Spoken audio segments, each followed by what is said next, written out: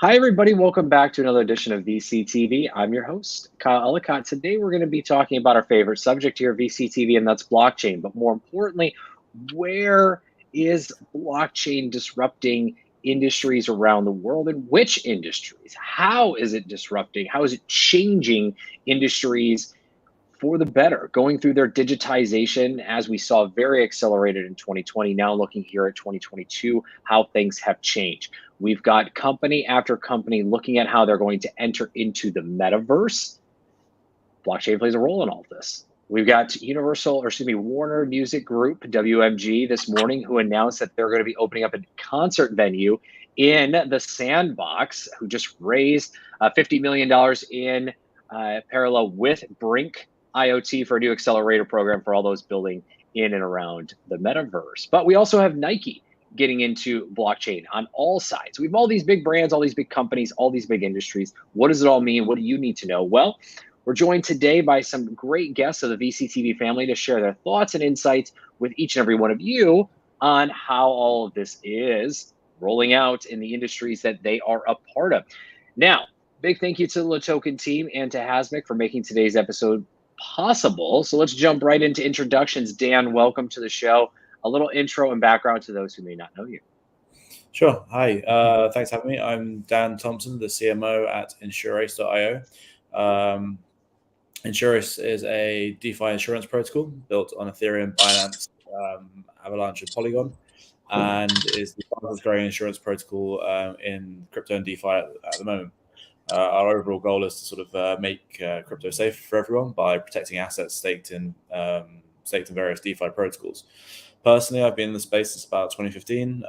Started an index fund in 2017 based out of Europe, and I've been with Insurace for around about a year now, working on just building the sort of awareness and driving growth behind the protocol. Wonderful. Excited to have you. And also, want to be curious as well on some of the blockchain choices that you made and maybe how some of those played a role in the industry that you're playing. So we'll come back to that in just a moment. Jonathan, welcome. It's a pleasure as well. A little intro and background for everybody.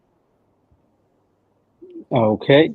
I'm Jonathan Imano, CEO and founder of ZeniChain. So ZeniChain is a hybrid blockchain built off, it's a fork of Go Ethereum. So we've been able to solve the issues of long time high gas fees. And at ZeniChain, we are providing fast transaction speed for smart contracts, Ethereum DApps, Ethereum smart contracts, DeFi softwares, and anything at all that can be built on a blockchain can easily migrate to ZeniChain and enjoy far cheap fees. We also have we're also working to build a digital metaverse that can help support and onboard African creators. Oh, that's huge. Jonathan, actually, I'm going to start with you. Talk to us a little bit about this metaverse for African creators. I mean, this is again a major part of the blockchain landscape. The term metaverse, we've started to see a lot in the second half of 2021. Now it seems to be the theme of this year thus far. But this seems like a very interesting concept. Talk to us a little bit about how this is changing and disrupting things for creators. Okay. We behind the ZeniChain, we're trying to build a system whereby African creators can enjoy the work, can enjoy their labor, like the work they put into. They can actually enjoy the profit out of it. We want to be able to host events. We want to be able to mint to help artists mint their music and prevent them against people that do what is it called? People that copy the music and sell it unauthorized. So we want to be able to secure them. We want to help welcome creators to just showcase their skills and keep Africa in the loop. Very cool. And Dan, you've been in this industry since 2015, you mentioned, and you've seen some cycles of ups, downs, lefts, rights, all over the place. But more importantly, here in the last, 18 months, we've seen blockchain really enter new industries that maybe weren't thought of before, or new use cases that had been talked about for years. What are you seeing, if you could paint that picture for us, how blockchain is really starting to disrupt industries outside of your own as well? Yeah, sure. So, I mean, DeFi as a whole really has been conceptualized since probably around 2017, but has come into its own the last sort of 2 years, since sort of the beginning of 2020. And yeah, you're right, it's taken off in a huge way. I mean, we've gone from practically nothing in terms of total value locked in the space to at a peak around 300 billion. Obviously, it's slightly less now depending on market fluctuations, although depending on how your outlook is, it's still looking very positive, and new money still, driving into the space heavily at the moment. So yes, there's fluctuations. It's crypto at the end of the day. It's still a 13-year-old industry. It's extremely, extremely young. So of course, there's volatility. Of course, there's fluctuations. But the fundamentals and long-term growth still remain solid. So now that you have decent public chains that have smart contract functionality and higher transaction speeds and cross-chain bridges and interoperability, you do end up having this ability to create some really interesting projects and products that can disrupt so many different industries. Everything from shipping to insurance, for example, banking, lending, borrowing, all the way through, all traditional sort of financial models. Anything to do with trading. It's anything to do with a new kind of ownership and tokenized ownership, and ability, even through to identity. Being able to have a sort of a Web3 identity these days is something akin to a localized national insurance number, for lack of a better example, but on a global scale, and that's being then portrayed in through NFTs and Web3 wallets, and so many different emerging technologies that are coming through now because of this, and just the sheer possibility of personal ownership, proof of personal ownership, without the traditional intermediaries of governments, companies, banks, and third parties that take their cuts. You're creating a far more efficient, effective solution to a lot of these industries that essentially put the power and the money back in your own pocket. I agree. It's a huge transition from a technology standpoint. Jonathan, coming to you, same question. What industries, outside of those that Dan mentioned, are you seeing blockchain really become a disruptor for their future, for their business lines, for their customers? Okay, I would say is the banking industry, because that's like is a direct threat to them. The banking industry. We're trying to at blockchain is trying to eliminate the middleman. Those that decides whether the transaction goes through or not, take a cut from it and all of that. So blockchain is actually disrupting the banking industry, and it's disrupting it for the good, because now more and more people can transact freely, can transact without without the interference of governments or banks. So it's the banking industry that is disrupting more.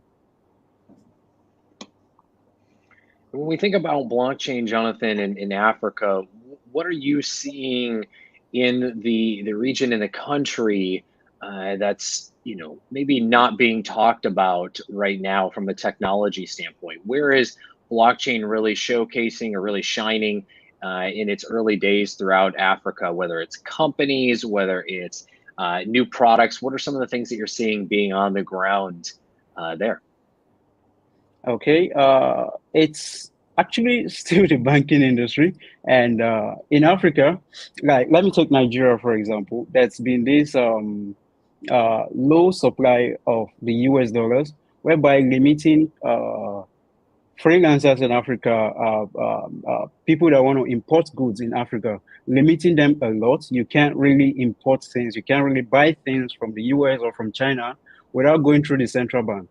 So with crypto and blockchain, it's actually made things a lot easier. So the remittance through crypto has risen a lot, like over 2000% since crypto became the mainstream news here, which even made Nigeria like the second largest P2P, crypto P2P market in the world. So the remittance through crypto has really helped a lot. Now people can easily buy things from China, buy things from the US, and ship them down to the country without actually going through the central bank and waiting for days to purchase the US dollars. Yeah. Awesome. And Dan, coming back to you on the blockchain front. So you and Insurus, I mean, you guys are on ETH, you said you are on Binance, you're on Polygon, if I heard correctly, and Avalanche. What made you choose these particular blockchains for your solution? Since each of them may have something slightly different they're focused on from a technology, but also from an industry side as well. Sure. I've actually got a point to follow up from Jonathan on the last one, actually, the last question. I've spent a lot of time around the Americas in the last couple of years, and specifically Latin America, and it's there's a sort of a person-to-person interaction that blockchain really helps with as well, from the unbanked population of the world, really. You know, places like Brazil, Colombia, even Venezuela, anywhere or Paraguay, El Salvador, places with sort of political trouble where the people don't necessarily trust their governments, don't trust their banks, and perhaps they have relatives working somewhere like the States where they're sending money back. Now, typically that means they'd have to have a bank account, which a lot of them don't, and they'd have to trust the process. The problem is the process can cost them, and it's anywhere between 15 to 30% send money from the US to some countries, which is another great reason for crypto and blockchain as a sort of a solution to the unbanked population of the world to be able to move money around, because a lot more people have smartphones these days than they have bank accounts. But yeah, just to answer your question specifically on which chains and our deployments. So we started off with an initial deployment on Ethereum, because obviously it was the main one with the biggest value locked into it at the time. Still is. Yeah. But obviously with the rising gas costs because of all the different apps deploying to it, and waiting on the the never coming ETH 2.0, Binance well, now it's not even going to be ETH 2.0, is it? It's going to be just an ETH 1 upgrade. So we 0.1, 0.2, 0.3, 0.4, 0.5. We're going to get to 2 at some point. We'll get to it at some point. Anyway, so we then obviously realized that the easy sort of deployment would be Binance to reduce costs and open up to a wider market. Obviously, the sort of start of last year brought a huge amount of volume into the Binance chain, and then similar reasons for Polygon and Avalanche as a rising star in ecosystems. These are all EVM tokens, so the actual sort of deployment on each was relatively simple for our tech team, because it's they're relatively compatible tokens. So to build our own bridge between them was relatively simple. Well, I say simple, I couldn't do it, but for the tech guys, they managed to get it done quite quickly. And so the sort of ability to replicate what we did on Ethereum onto Binance, Polygon, and Avalanche was relatively simple. So there's a few other EVM tokens we're looking to expand to, EVM chains we're looking to expand to as well as trying to go full multi-chain and explore deployment on some Rust-based ecosystems like Solana and Near in the future as well.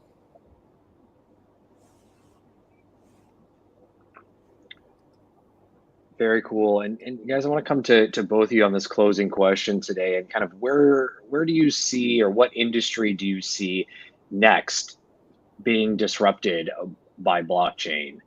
Whether that be blockchain itself as a ledger, or something around smart contracts, or we'll go through the entire stack. And then where can everyone find you and your company respectively to connect online to continue the conversation? Jonathan, let's start with you. What's an industry that you see in the near future being disrupted by blockchain that may not be already? Okay, I would say it's the election industry, the voting industry. Let me take Nigeria, for example. There's been a lot of I mean, in this country, we've never actually had a free and fair election. You know, when there's an election, whether presidential, governorship, senatorial, there is always a rigging. So I see the blockchain industry. I see the blockchain disrupting that industry because we at ZennyChain, we are an EVM blockchain also. So we provide whatever Ethereum provides. We provide it at a faster rate because our TPS is actually one of the highest right now. It's over 300 transactions per second. That's what ZennyChain can actually take at a time. So we want to disrupt the election industry. We want to be able to provide a free and fair election because if an election is held on a blockchain, there's no way it can be rigged or manhandled. There's no way. Once the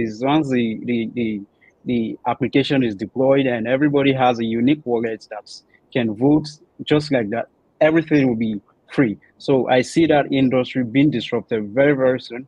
And I wanted to start from Nigeria because I'm actually clamoring for that.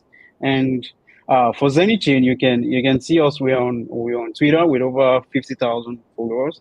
We're on Twitter at ZennyChain_CO. We're also on Telegram at ZennyChain English, and we're on Discord at ZennyChain. So I mean that's where we are, and you can come. Let me give ask our co-panelist here, Mr. Dan. You can also come build your token on our blockchain. I mean, we just launched, I think, December 5th, and we currently have our blockchain has about 1.3 million blocks created already and 17,000 transactions already. So we are trading on that token also. We're trading on Probit, we're trading on Bitmart, we're trading on Lbank and soon Gate.io. So you can come build your token on our blockchain and enjoy the speed. The gas fee is 0.25%, far lower than Avalanche, Polygon, BSC, all combined together. Our gas fee is lower than that. And it's a hybrid blockchain. So it's fully decentralized. Nice. Yeah, I'm with that. Awesome. Thank you, Jonathan. There you go, Dan. Yeah, you got a follow up. So, Dan, same question to you. Industry that you think is going to be disrupted by blockchain in the coming year. Where can everyone find you in the company online to continue the conversation? Yeah, great. Yeah, governance is obviously a great one. Ties into what I mentioned earlier about personal identity and personal identity tokens. For me, so many. One of my favorite ones is shipping and tracking shipping. On a clear public chain that has loads of implications. Everything from emergency medical supplies through to even what Jonathan was saying earlier about actually tracking shipping from China or Asia or anywhere around the world to see all on chain, make it more efficient than the sort of centralized spreadsheets that are currently being held. You could also take anything like tax payments or anything that has a sort of value or a credit, even invoice debts that are unpaid by certain companies. Those in theory could be tokenized and bought up by various different entities and used as a store of value, and actually utilized to further enhance the sort of financial system. There's endless. I mean, I could go on for days about different blockchain applications. But I guess those would probably be my favorite ones for now, outside of decentralized identity, which is very, very useful when it comes to everything from, as I was saying, voting, but also into things like GameFi and play to earns, so that you can directly be earning straight from games, and even ad share revenue. So if there are platforms like Brave browser where you can watch ads that you would, or see ads that you'd see on something like Google or Facebook, but instead of the revenue going to Google or Facebook, the revenue goes to you, which is the real sort of big step, and that's already happening now, which is great. But yeah, about us. So Insurace, we've got our V2 coming up next month. You can find us insurace.io or insurace_io on Twitter, Telegram, Discord, pretty much everywhere. Just DeFi, good quality DeFi insurance to protect your assets. You can find me personally as @VagrantCrypto. Ties into my love of crypto, my love of traveling. So I'll be following most of the big crypto and tech conferences this year, bouncing around the world to those, speaking at some, and generally a lot of networking. So hopefully there's one. I think there's one in Nigeria at some point as well. So I'll come down and see you. Yeah. There you go, Jonathan, You're welcome. Dan, pleasure to have both of you today. Looking forward to hearing you both meeting up in real life and talking a little bit more about blockchain. To our audience, thank you so much for tuning in. If you like what you heard, like, share, and subscribe on today's episode. If you haven't done so already, please do reach out and connect with Dan and Jonathan, along with myself. We'd all love to hear from you, especially if you're building anything or working on anything in the blockchain industry. Big thank you to the Token team and to Hasmic for making today's episode possible. I'm your host, Kyle Ellicott. Until tomorrow, everyone take care. Bye.